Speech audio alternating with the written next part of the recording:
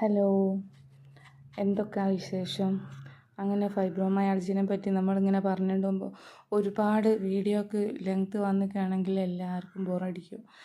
അപ്പോൾ അതുകൊണ്ടാണ് ഇങ്ങനെ നിർത്തി നിർത്തി പറയുന്നത്. ഒരു മെഗാ പരമ്പര പോലെ ആയി പോകുമോ എനിക്ക് നല്ല പേടിയുണ്ട്. പിന്നെ ഇതിനൊക്കെ പറയുന്നേരം ആദ്യം മിംസ് ഹോസ്പിറ്റലത്തെ ഡോക്ടർ ക്ലാസ് എടുത്തപ്പോണോ സാർ എന്നോട് പറഞ്ഞത്, ചിലർ ചോദിക്കും, ഇത്ര ചെറുപ്പത്തിൽ ഇങ്ങനെ വേദന ആയിപ്പോയോ, എന്ത് ചെയ്യും ഇത്ര ചെറുപ്പത്തിൽ ഇങ്ങനെ ആയിപ്പോയാൽ? അങ്ങനെ ഒരുപാട് ചോദ്യം ഞാൻ കേട്ടിക്ക്. ഓൻ്റെ ഉൾക്ക് വടി കുത്തണം നടക്കണമെങ്കിൽ, വളഞ്ഞണ്ടാ നടക്കുക, അങ്ങനെ ഒരുപാട് കാര്യങ്ങൾ. അപ്പോൾ ഞാൻ വിചാരിക്കും, പഠിച്ചോനെ എല്ലാം കഴിഞ്ഞ് ഇനിയിപ്പോൾ എങ്ങനെയാണ് ജീവിക്കുക, മക്കളൊക്കെ ചെറുതല്ലേ, എന്താ ചെയ്യുക റബ്ബേ എന്നൊക്കെ ഇങ്ങനെ വിചാരിച്ച് എപ്പോഴും കണ്ണീരൊഴുക്കി ഇങ്ങനെ അങ്ങനെ ജീവിക്കലായിരുന്നു ഒരു സമയത്ത്. ഇന്ന് കാൽക്കാണെങ്കിൽ നാളെ ഉരക്ക്, മറ്റന്നാൾ കഴിക്കുക, അല്ലെങ്കിൽ യൂറിൻ ഇൻഫെക്ഷന്, അതല്ലെങ്കിൽ വേറെ എവിടെയെങ്കിലും വേദന, ഇങ്ങനെ ഏത് ഡോക്ടറെ കാണിക്കേണ്ടതെന്ന് പറയാൻ പറ്റൂല. അങ്ങനത്തെ അസുഖമായിരിക്കും. ചില ദിവസം നല്ല കിടിലവും പനിയായിരിക്കും. മിക്കവാറും ദിവസങ്ങളിൽ രാവിലെ എണീച്ച് നമ്മളെല്ലാവരും ഉറക്കം എഴുന്നേൽക്കും ഒരു ഫ്രഷായിട്ടല്ലേ.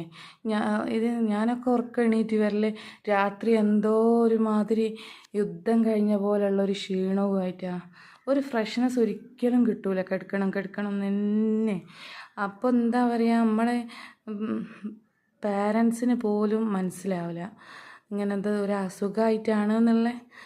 അതിനൊന്നും ഉള്ളതല്ലേ എന്നാ പറയാം. പക്ഷെ ഇത് അനുഭവിക്കുമ്പം ഞാനൊരു ദിവസം മിംസിലെ ഫിസിയോതെറാപ്പീൻ്റെ സാറോട് പറഞ്ഞേക്ക്, സാറ് ക്യാൻസർ ആണെങ്കിൽ മരിക്കുമെന്ന് വിചാരിക്കുക, വേറെന്തോ അസുഖമാണെങ്കിൽ വേറെന്തോ ഇതിക്ക് ഇങ്ങനെ വേദന സഹിക്കാൻ പറ്റുന്നില്ല എന്ന്.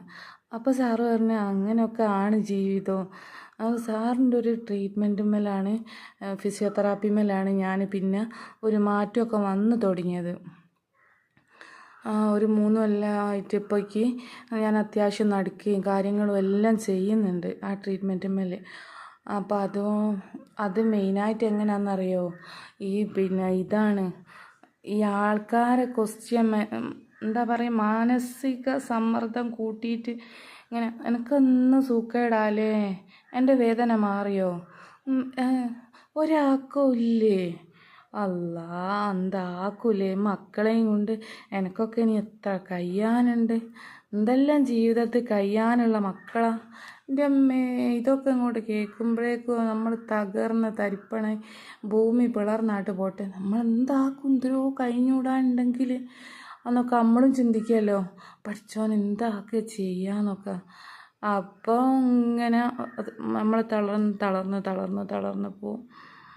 അപ്പം ഇപ്പം ചോദിക്കുന്നവരോട് ഞാൻ പറയും, എന്തൊക്കെയോ വരാൻ എല്ലാവർക്കും ഉണ്ട്, പക്ഷേ അന്നപ്പോഴേക്കും നമ്മൾ തന്നെ ഉണ്ടാകുമെന്ന് അറിയൂലല്ലോ. അതിനെക്കൊണ്ട് ഇന്നത്തെ ദിവസം എങ്ങനെ കഴിഞ്ഞു പോവുകയാണെങ്കിൽ അങ്ങനെ ആയിട്ട് പോട്ടെ എന്ന് പറയും. അങ്ങനെ ഒരു വിധത്തിലായിട്ട് പോകലാണ് ഇപ്പോൾ. ചോദിക്കുന്നവരെ മൈൻഡ് വെക്കലേ ഇല്ല ഇപ്പോൾ, ആര് ചോദിച്ചാലും. പിന്നെ എൻ്റെ ഹസ്ബൻഡിന് അതിന് മനസ്സിലാവാത്ത കുറച്ച്. ഹസ്ബൻഡ് വിചാരിക്കും ഇതെന്തോ ഒരു ഇതാണ്, രാത്രിയാണെങ്കിൽ വേദനയായിട്ട് മൂളി കിടക്കുകയൊക്കെ ചെയ്യുക. എൻ്റെ കൈൻ്റെ വിരലൊക്കെ ചിലപ്പം തമാശയൊക്കെ പിടിച്ച് പൊട്ടിക്കും, വിരൽ പൊട്ടിക്കുക. അപ്പം ഞാൻ വേദന കൊണ്ട് പെടിച്ച് കണ്ണെന്ന് വെള്ളം തൂക്കും. കുഞ്ഞോടൊക്കെ ഇത് ഇതിനത്ര ഉണ്ടോയെന്ന്. ഫസ്റ്റിൽ ഞാൻ മിംസിൽ ഫിസിയോതെറാപ്പിക്ക് ട്രീറ്റ്മെൻറ്റിന് പോയപ്പോൾ ഫസ്റ്റിൽ ഞാൻ ട്രീറ്റ്മെൻറ്റ് റൂമിലേക്ക് കൊണ്ടുപോയിട്ട് ഹസ്ബൻഡിനൊരു ക്ലാസ് ആയിരുന്നു. അപ്പോൾ ഹസ്ബൻഡിനുള്ള ക്ലാസ് കഴിഞ്ഞതിന് ശേഷം അടവക്കസ്മ ഒന്നും ചെയ്യല്ലേ എന്നിങ്ങനെ പറഞ്ഞുകൊണ്ടിരിക്കും. അതാണിപ്പോൾ, അല്ലാതൊന്നും മനസ്സിലാവില്ല. അന്നെല്ലാം മനസ്സിലായത് അത് കഴിഞ്ഞതിന് ശേഷം. പിന്നെ ആൾക്കാരെ ചോദ്യത്തിനൊന്നും ഈ ഫൈബ്രോമയാൾജിയുള്ള എന്നെപ്പോലുള്ള എൻ്റെ ഫ്രണ്ട്സ് ഒന്നും ഒരിക്കലും ഭയപ്പെടരുത്. ഓരോ ചോദ്യത്തിന് മുന്നിൽ ധൈര്യമായിട്ട് നിൽക്കുക, ഇനി ആരായാലും. പിന്നെ ഇനി കുടുംബത്തിൽ നിന്ന് തന്നെ പറയുകയാണെങ്കിലും, ഞാനിങ്ങനെയൊക്കെ അങ്ങ് ജീവിച്ചോളും, നിങ്ങളെ കാര്യം നോക്കിയെന്ന് പുറത്ത് പറയണ്ട, ഞാനിങ്ങനെയൊക്കെ ജീവിച്ചോളാം എന്ന് മാത്രം പറയാം. അതേ വഴിയുള്ളൂ. അപ്പോൾ 4 മിനിറ്റും 50 സെക്കൻഡും ആയി. പിന്നെ നമുക്ക് അടുത്ത വീഡിയോയിൽ പറയലേ.